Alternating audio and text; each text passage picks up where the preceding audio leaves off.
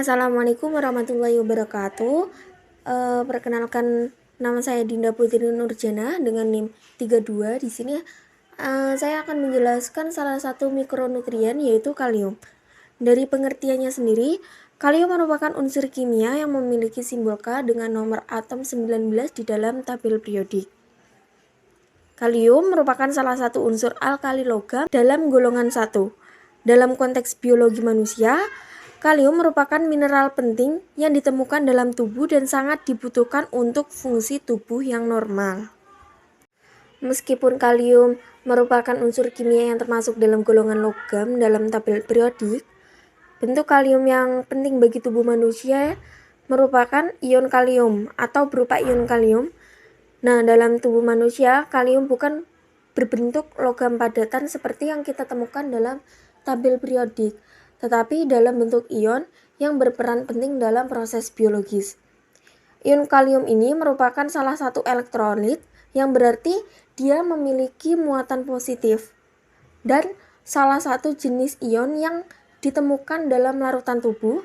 Perannya sangat penting untuk berbagai fungsi fisiologis seperti regulasi tekanan darah, terus kontraksi otot, transmisi impuls saraf, dan juga untuk keseimbangan elektrolit.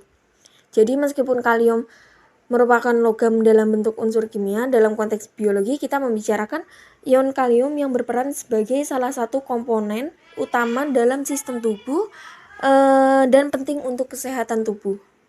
Kemudian dari yang telah dijelaskan sebelumnya, jadi harus kita ketahui sumber-sumber kalium tersebut untuk upaya kita dalam memenuhi kebutuhan kalium itu sendiri. Nah, kalium ini tidak bisa diproduksi oleh tubuh kita. Jadi, perlu adanya bantuan seperti asupan makanan yang mengandung kalium sehingga kebutuhan kalium yang diperlukan oleh tubuh kita itu tercukupi dengan baik. Nah, beberapa contoh pilihan sumber alami yang diperkaya oleh kalium yaitu seperti protein hewani yang berasal dari ikan salmon atau daging ayam, kacang-kacangan seperti kacang almond, air kelapa, kentang, buah kering seperti kismis, yogurt, sayuran hijau seperti brokoli dan bayam, dan juga buah-buahan seperti jeruk, alpukat, tomat, dan pisang yang bisa kita konsumsi untuk memenuhi kebutuhan kalium kita. Nah, untuk metabolismenya sendiri, kalium dapat diabsorpsi dengan mudah di dalam usus halus dan juga kalium diekskresi melalui urin, feses, keringat, dan cairan lambung. Untuk tarif kalium normal darah dapat dipelihara oleh ginjal melalui kemampuan ginjal dalam menyaring, mengabsorpsi kembali, dan mengeluarkan kalium di bawah pengaruh aldosteron. Kalium dikeluarkan dalam bentuk ion dengan menggantikan ion natrium melalui mekanisme pertukaran di dalam tubulah ginjal. Nah, untuk proses mekanisme pertukaran ion natrium dan kalium itu sendiri, yang pertama yaitu ikatan Na+ di dalam sitoplasma dengan protein merangsang fosforilasi oleh ATP, sehingga fosforilasi menyebabkan protein tersebut berubah bentuk. Dengan berubah bentuk tersebut, nantinya Na dapat dilepaskan ke arah luar sel dan K+ yang berada di luar sel dapat diikat. Ikatan K+ dapat merangsang lepasnya kelompok fosfat. Setelah kelompok fosfat tersebut hilang, protein dapat kembali ke bentuk semulanya dan K+ dapat dilepaskan ke dalam sel. Siklus tersebut akan terus berulang.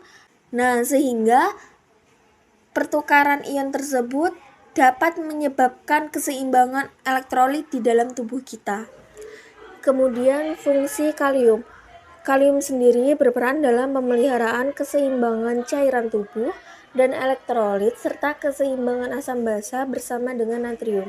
Bersama kalsium, kalium berperan dalam transmisi saraf dan kontraksi otot. Di dalam sel, kalium berfungsi sebagai katalisator dalam banyak reaksi biologi, terutama dalam sintesis glikogen dan protein, serta metabolisme energi. Nah, dalam metabolisme energi sendiri, kalium berperan sebagai kofaktor untuk beberapa enzim yang terlibat dalam metabolisme energi, seperti enzim yang terlibat dalam produksi ATP yang merupakan energi utama dalam tubuh. Jadi dengan adanya keseimbangan asam basa yang dihasilkan oleh kalium tersebut, nanti enzim yang sensitif, enzim itu kan sensitif terhadap pH. Nah, dengan adanya kalium bisa menyesuaikan pH yang sesuai dengan enzim yang akan digunakan dalam memproduksi ATP tersebut. Kemudian fungsi lain dari kalium yaitu dalam sistem saraf tubuh manusia berfungsi untuk mengirimkan pesan atau sinyal berupa impuls saraf.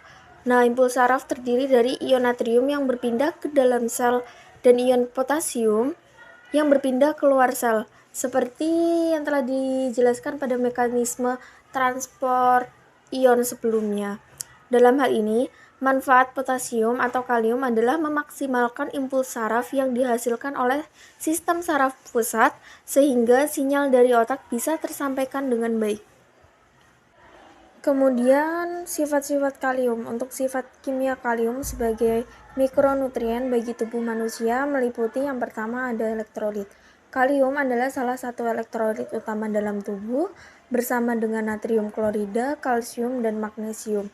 Elektrolit membantu mengatur keseimbangan cairan dalam tubuh dan menjaga sel dan jaringan yang optimal. Kemudian yang kedua ada fungsi otot dan saraf. Kalium berperan penting dalam kontraksi otot dan transmisi impuls saraf yang mempengaruhi fungsi otot jantung, otot rangka, dan otot lainnya. Yang ketiga ada tekanan darah. Kalium membantu mengatur tekanan darah. Diet yang kaya kalium dapat membantu mengurangi resiko hipertensi atau tekanan darah tinggi. Yang keempat ada keseimbangan asam basa. Kalium mengatur keseimbangan asam basa di dalam tubuh bekerja sama dengan ion natrium. Kemudian keseimbangan antara ion kalium dan natrium berpengaruh pada keseimbangan asam basa.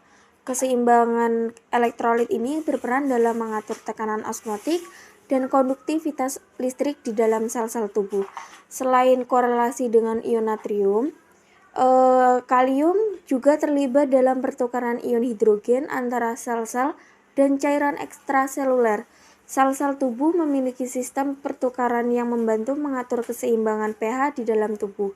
Kalium dapat masuk dan keluar dari sel sebagai respon terhadap perubahan dalam konsentrasi ion hidrogen di dalam cairan tubuh.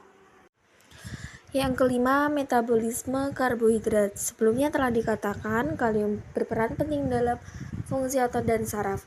Nah, salah satu tujuan kalium membantu menjaga fungsi otot dan saraf tersebut untuk aktivitas fisik dan pemrosesan karbohidrat.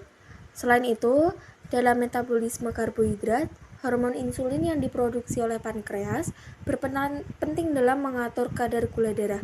Meskipun kalium tidak secara langsung terlibat dalam produksi insulin, keseimbangan elektrolit yang dijaga oleh kalium dapat berkontribusi pada fungsi yang optimal dari sel-sel pankreas yang memproduksi insulin. Oleh karena itu, pentingnya peran kalium dalam menjaga keseimbangan elektrolit dan fungsi otot serta saraf dapat mendukung proses-proses yang terkait dalam metabolisme karbohidrat di dalam tubuh kita.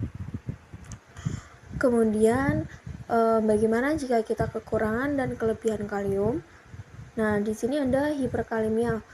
Hiperkalemia merupakan suatu kondisi ketika jumlah kalium di dalam darah lebih tinggi dari nilai normalnya. Kalium berfungsi untuk memperlancar fungsi otot, saraf, dan detak jantung.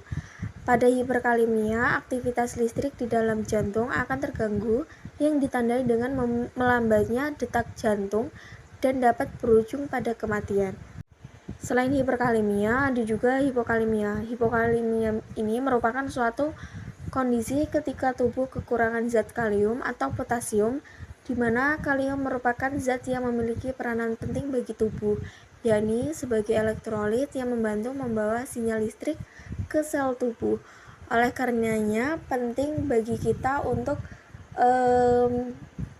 mengonsumsi atau memenuhi kebutuhan kalium yang sesuai kadar normalnya. Sekian informasi sedikit mengenai kalium dari saya. Kurang lebihnya mohon maaf. Terima kasih dan wassalamualaikum warahmatullahi wabarakatuh.